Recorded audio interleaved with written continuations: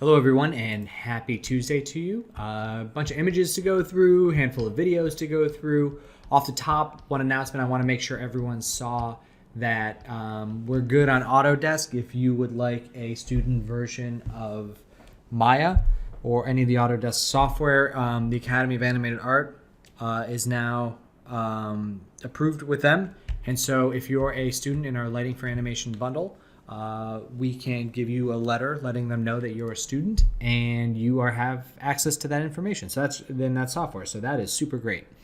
Okay, let's go through our videos first, then we'll go through our stills. So we have two exterior shots from our animated short. We've got Aaron and Dani. So Aaron, a few notes for you here. The biggest things for you to work on, I still think that the depth of field is a little bit high. But if you decide to keep it that high and make the set feel a little bit smaller, that's fine. Just get a little bit of foreground depth of field too. Let's throw this tree out of focus as well. Because we want the foreground depth of field to match the level of the background, so it feels a little bit more in tune. So just like whenever we're feeling that amount of defocus back there, you're gonna feel a little bit closer to the camera as the character steps away. So it'll kind of ramp up because the camera will track with her. In terms of a couple other things, there is what looks like a line down here at the bottom. Do you see this? Like it's right along here. There we go. So it's like right along there. It may be a sidewalk, but it's also like kind of coming up over the top here. So just watch out for that. Then the two other things I would recommend working on is number one, let's try and get something in the reflection here in the window. I know it's tricky. I would like to see just like a little bit of a cloud because right now it just feels like a color and it doesn't really read as a reflection yet. And then the last thing, and this is a bigger issue, is her skin tone. Her skin tone is very washed out and very white. Like look how bright her arm is in some of these early frames. It would be nice to get some warmth on her skin. It's a little bright white and then kind of bordering on yellow at times. It would be nice if it was like a little bit more of a richer hue, because truthfully, regardless of skin tone, you're going to kind of meter and try and keep a shot in the character's skin tones. So that'd be my advice there. Okay, Dani. I'm wondering if. I know you said don't worry about that scatter back there. That's fine. Shaping on the trees looks a lot better. I do think that so again, this feels a little bit dark in here, but I'm wondering if it might actually be because like the sunny area, like the area in here, doesn't feel that bright sunny. Like I think maybe we can push that area a little bit more. To really feel like there's, and I'm talking about the ground specifically and the elements on the ground. Like I want them to get brighter. Like I want them to feel sun hit. So maybe it's a matter of getting those there. So outside of that, there's a few things. Number one is the house has like a yellow green tint to it, mostly green. I would pull that off and allow some of the warmer values of the house to stand out, like the warmth of the graham cracker and some of these pinkishes and reds. Same thing, and also like Aaron's, let's see if we can get a reflection of something in there. It'll just help get it to read as a window reflection. The last thing I think that you should look into is, do you see how every time she steps, the ground gets brighter? It's almost like there's a flashlight attached to her shining down, and the closer she gets to the ground, the brighter it gets. So just watch out for that. I'm guessing, like I said, I think that's some reflected light. Just watch out for that, because that'll feel off in the final version. And lastly, just check these assets here on the door. They look like they're floating a little bit. So just a heads up there. And then if you can get a little more shaping on the roof over here, that would be huge too. And over here as well. All right, cool. So good stuff there. Let's see. We got Jordan's demo reel. So this looks good. There are a couple of super minor nitpicky notes that I'm going to throw out there, and I'm just going to let it play all the way through in case I see any other nitpicky notes. Turn up the volume in case that's playing on your end. So I got that filling up. Yeah, all the shots look great. This all looks good. it's the one thing. Okay, so do you see how these logos, again, I told you this was going to be minor, fade off before the image goes away? I want them to feel like they're a little bit attached to it, and I want them to stay on the screen until that goes away. It just felt like when I was watching it in motion the first time, it felt like there was some like an artifact down there. So just keep them like attached to the image until it fades down. And then the super dumbest of notes is if I go to the last frame here, and then I hop back over to the first frame. See how there's a pop in the black and gray tone? Just try and get those to sync up. I know, again, super dumb, but it's just like you want to give the appearance of a super clean thing, and then but if you've got this and it kind of pops as it loops, it's not. It makes it feel like it makes it just feel a little bit off. So I know that's super dumb, but I would just clean up those two things and call it done. All right, Kat, let's talk about this camera move. When we've got the stills in the other in Photoshop over there too, which we'll talk about in a second. So I think this is much better. It's much smoother than the last version, but I still am feeling exactly where the keyframes are. Like when we start off, there is it's like a straight push in until we get to a point, and then we start rotating. So here, and then bunk, and then we start going over the side. It would be better if they fuse together a little bit. So like we're pushing in. As we get to here, we start to drift over to the side, and then we start rotating. And same thing with a couple of the, so we're getting down here towards the end. We get here, and then pop, and then we go in. It would be nice if the camera flowed through that. So it kind of flows over here, and then it starts to zoom in. And then it floats over there. So it's not like, basically we don't want to feel any like kind of changes of direction. It all just kind of happens in one smooth arcing motion. And then the other thing is the framing at the end. So actually in through here too. So when you're doing stuff like this, you want to kind of keep her, because she's like clearly our main subject matter. Keep her relatively in the same part of the frame, I think would work out best. So right now she's like in the middle of the frame, and you can see her whole body, and that's kind of the thing that we want to keep throughout the whole time. So now she's kind of drifting towards the lower right part of the frame. Now she's in the lower part of the frame, and now she's getting back to the middle. Now she's getting low again, and we actually start to cut her off a little bit as we zoom in. And so it would be nice if she was just like more centered in the frame throughout.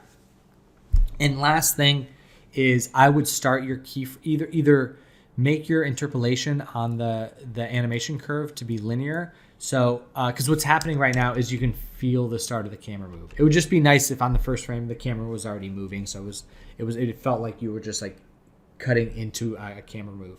So it doesn't do that ramp up thing. And the two ways you can do that is, one, you can make the animation curve linear so it doesn't ramp up, or the other one is you just set the keyframe like 50 frames before the start and give it a little chance to ramp up, and then you're good to go. So let's hop over into the still frames. All right. So first off, we got Courtney. Welcome to the group, Courtney. Really beautiful image that you submitted here, and you're totally right in your breakdown. We've got some simple shaping on the leaves back here to give us an idea of the space, but definitely the warmth of the characters really tying us together. You can tell that this character is the one driving the conversation because he's got the most light. This is an object of interest because it's the brightest thing in the scene, but you can see how much brighter he is than the other two characters in the scene. The one thing that I found interesting was that they didn't really go super warm on the light color there. Like I feel like, because I guess it's not like a campfire, right? It's more from a light bulb. But I was expecting it to be a little bit like along this color palette. So it's just interesting that they neutralized that a little bit more, because I thought this would really kind of help get the warmth out of their skin tones. But yeah, no, I think you had a great breakdown there. So I think that was really good. So let's go ahead and step through. We'll go through Danny's. All right. So with this one, I do think we can get a little more light wrap again on these foreground playground elements. It's starting to come together nicely, which is good. The reflections on these are pretty neutral. It would be nice if those reflections were a little bit on the warmer side. And then I'm just wondering if there's any way. I'm looking at this brick wall, and it feels like a cube that has a brick texture on it, because like you can see that the bricks are like kind of cut in half here at the top. And I'm wondering if we can add something like a concrete bit to the top of this, or something that makes it feel more like a wall and not like geometry. Do you know what I'm saying? So that it has like a top to it, or something ornate on top. Because it's like, that's always kind of thrown me off, and I'm realizing it now, is this like really, really hard line on a not hard surface, because bricks have like a rough edge to them. And so we don't want to do that. Yeah, I think that's a good next step for you there. And then it's interesting, I guess, that we're getting, because it looks like we're getting reflections in these windows but nowhere else. It'd be nice to pick up some little flicks of reflection back in here too. It doesn't have to be much, just a couple of them, but I think that would go a long way. Yeah. Okay, so for this one, I think we were going to work on getting more bounce light in here, and I think you can push it a little bit stronger. I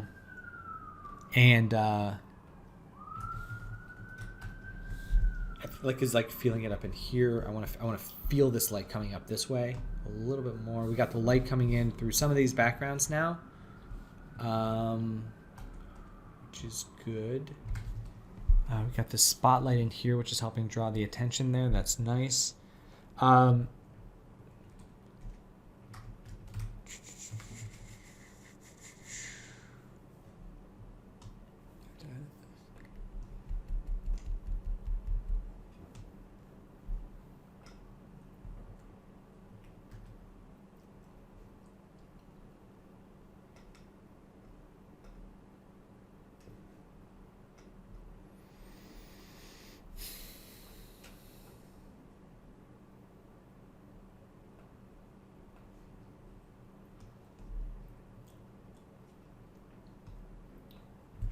Okay, so for the two things I'd like you to do with this one, so we've got a spotlight that's kind of hitting here, and then it's not really affecting the stair down here. Like I get that it's fading off, but it looks like it would trickle onto the steps a little bit. So I'd like to see a little bit of that light in here. And then secondly, so we've got bounce light coming up in here. And when you do that, let's limit it to like never getting above like this height.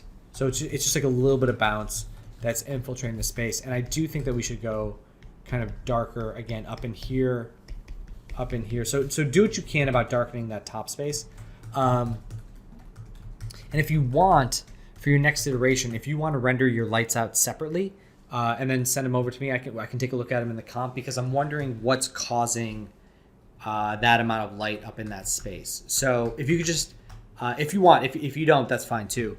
But if you could render each light out separately and then just label them with like whether it's your key light, your skylight, fill light, like what the purpose of each, what your intended purpose of each light is, and then we can kind of start to break it down, because I really want to get a good structure for this one. I don't think we're quite there yet, but I'm trying to get my head wrapped around it so we can get it. So I think that will definitely help out a lot.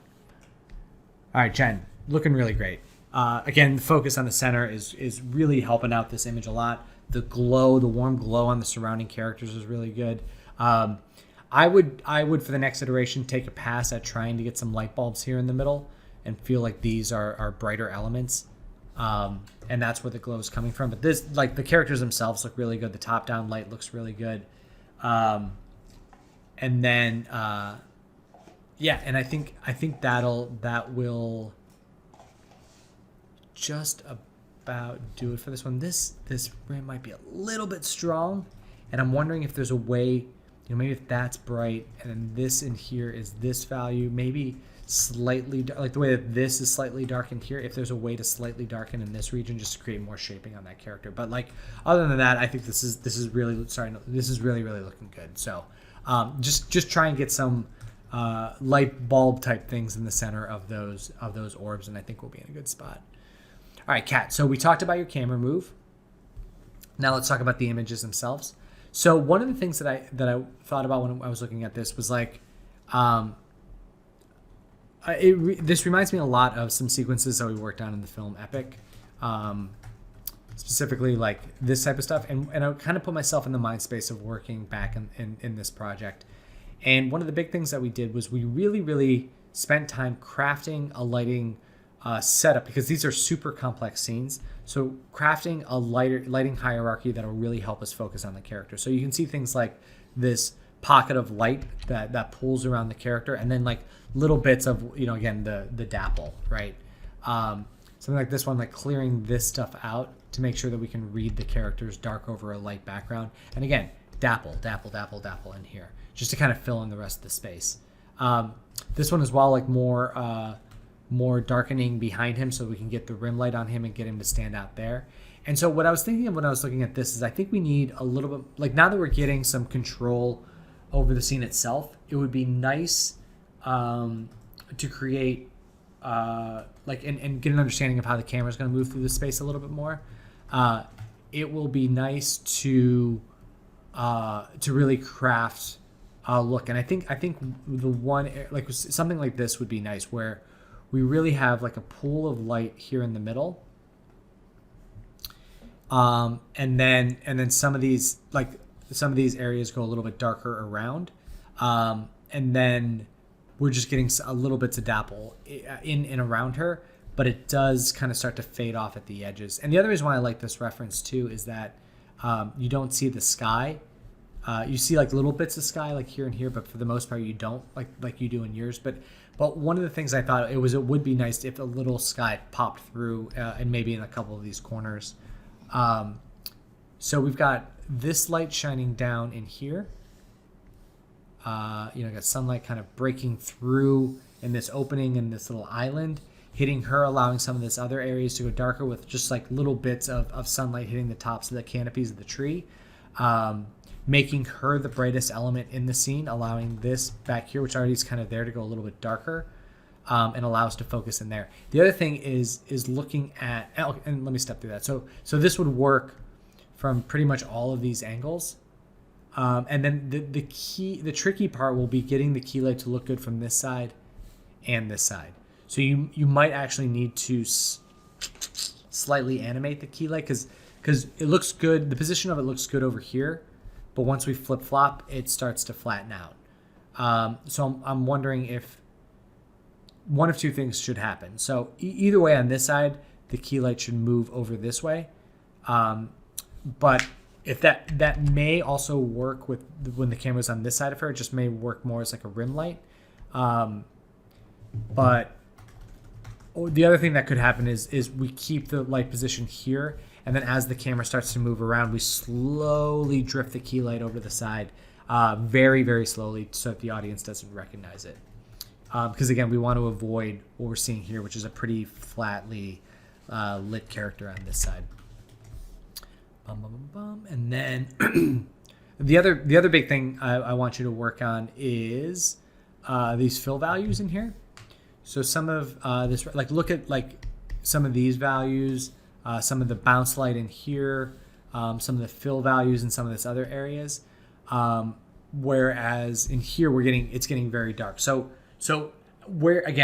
wherever there was sun hitting the ground, we would put like an area light or something in that region to kind of boost up the secondary effects of that light bouncing up. So you could try something like that. But I think a bigger one would be just making sure that like from this angle, that this key light is the brightest thing in the scene, and really pushing some of those values up. It may even be a matter of lifting the value on the ground too. So we'll have to wait and see. And again, like dark values in here are like this area is really strongly dark. So I would just get a little more fill in there. So this camera move is very, very tricky because, like I said, you're looking at a character from two different angles. So we're gonna have to do some magic tricks in order to get that to work. All right, Mauro. So really like your reference. The one thing I think that's important to ask ourselves when we're looking at this reference is like what's the purpose of this light being on? So this light being on creates this haze that kind of surrounds the character and the dog here and allows their dark tones to step forward, right? So now we go back to our image and we say, like, what do we want to do with that haze? So maybe it's more about this door being open and creating a haze around this character that allows his dark tones to pass through. Instead of up here, which kind of highlight this character. Because we have some reference of that, which would be this cat, which is darker against the brighter background. So I'm wondering if instead of that, maybe like these lights are on down here and shining upward at the character and creating something like that. Because right now this light up here isn't giving us the visual help that this one is. And that it's creating like a haze of color that's a little more dense. And actually you could keep this one on. I would just like thicken up the haze back here and make it more colorful to allow the darker shape of the character to pop through. And then looking at the rest of this, you can see there's some darker elements around the outside to really help frame us in. I think you can build off that too. Like let's darken some of these closer foreground elements and then allow, you know, some, like if you look at like this level of where the street is, you can push like this stuff a little bit brighter in the middle, but keep the darker elements around the outside to really kind of get us in here in the center. So, okay, so brief summary, create a way to get brightness behind the character that'll make his dark value step through. That will also kind of illuminate some of these foreground elements that will allow the, midground elements to allow the foreground elements to go darker and create our frame. And then utilizing this light back here to cast kind of a magenta haze behind our evil character so that her darker form can step forward. And then lastly, yeah, I think that's. I was looking to see if there's any more information we can get about the sky, but I think that'll be a good step for now. So let me know if you have questions, y'all, and I hope to hear from you soon, and I can't wait to see what you guys got tomorrow. All right, happy lighting, everybody.